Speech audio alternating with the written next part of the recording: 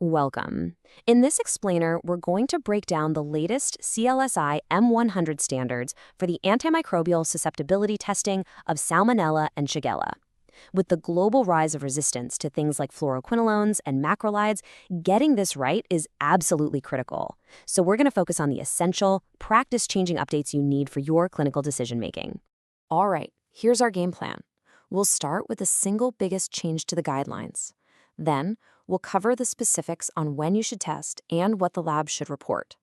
After that, we'll dive deep into the new data in Table 2A-2, talk about some major clinical pitfalls to watch out for, and wrap it all up with a high-yield summary that's perfect for both the wards and your board review. Okay, let's get right to it. We're starting with the most critical update from the latest CLSI M100 document. This is the one thing that fundamentally changes how we approach susceptibility for these organisms. This is a really important question to ask yourself, because as of right now, with these latest guidelines, the standard of care for interpreting susceptibility has officially changed. If you're using the old criteria, you're not just outdated, you could be making a significant therapeutic error. So here's the crucial point. CLSI has introduced a dedicated table, Table 2A-2, just for Salmonella and Shigella. This means all those previous tables you might have used are now obsolete for these pathogens. This table is now your single source of truth, and it's designed specifically to handle the unique resistance challenges these organisms present. Now, this new standard isn't just about new data. It's also about applying it rationally. The guidelines have gotten very specific about which isolates actually need antimicrobial susceptibility testing in the first place. And here's the first rule, and it's all about antimicrobial stewardship. For a straightforward case of gastroenteritis from non-typhoidal Salmonella, you shouldn't be ordering AST. These infections are usually self-limiting, and antibiotics don't really help. In fact, they might even prolong shedding.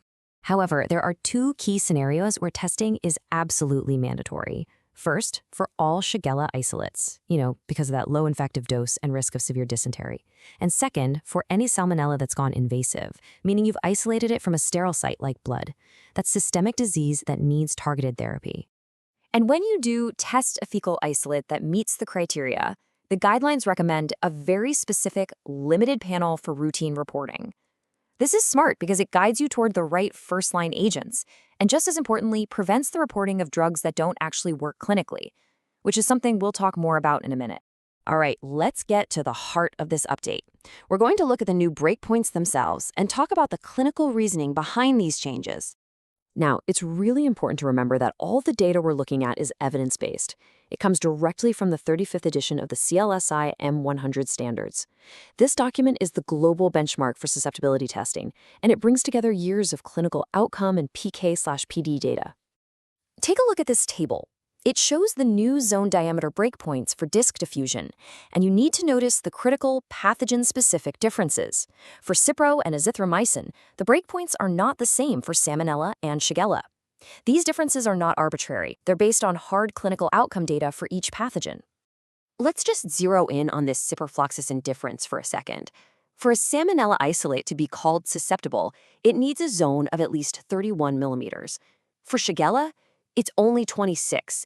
So you can see how applying one bug's breakpoint to the other would be a major lab error that could easily lead to clinical failure. Okay, so getting an accurate test result from the lab is step one. But step two, which is just as important, is interpreting that report correctly. This includes knowing which drugs you should never use, no matter what the AST result says.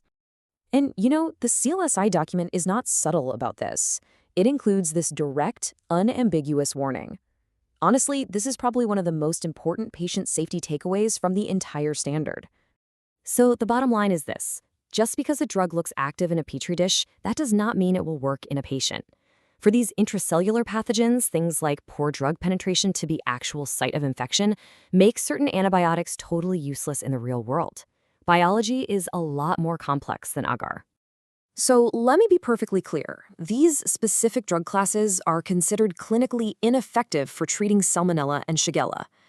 To prevent this kind of mistake, labs should actually suppress these results and not even report them as susceptible on the final report. All right, let's pull all of this together. We're going to distill everything we've talked about into 4 essential, high-yield rules that you can take with you to the wards or into your exams. Rule number 1, and this is the big one, Your single source of truth for Salmonella and Shigella breakpoints is now Table 2A-2. If you see a lab report based on any other criteria, it's flat out wrong and outdated. Rule number 2, practice good antimicrobial stewardship. Don't order AST for simple non-typhoidal Salmonella gastroenteritis. Save your testing for all Shigella isolates and for any invasive Salmonella infection. Rule number 3, pay attention to the details within Table 2A-2. Remember that the breakpoints can be very different for Salmonella versus Shigella for the exact same drug, and getting that wrong can lead straight to treatment failure. And finally, rule number 4, know which drugs are clinically useless, even if they look active in the lab. You have to heed that CLSI warning about aminoglycosides and those early-generation cephalosporins. This is a critical piece of knowledge for safe prescribing. At the end of the day, these updates aren't just academic. We're in an era of escalating resistance, especially with MDR and XDR strains of Salmonella typhi. Sticking to these evidence-based standards is how we ensure our patients get effective treatment, it's how we practice good antimicrobial stewardship, and it's simply the most rational way to approach therapy.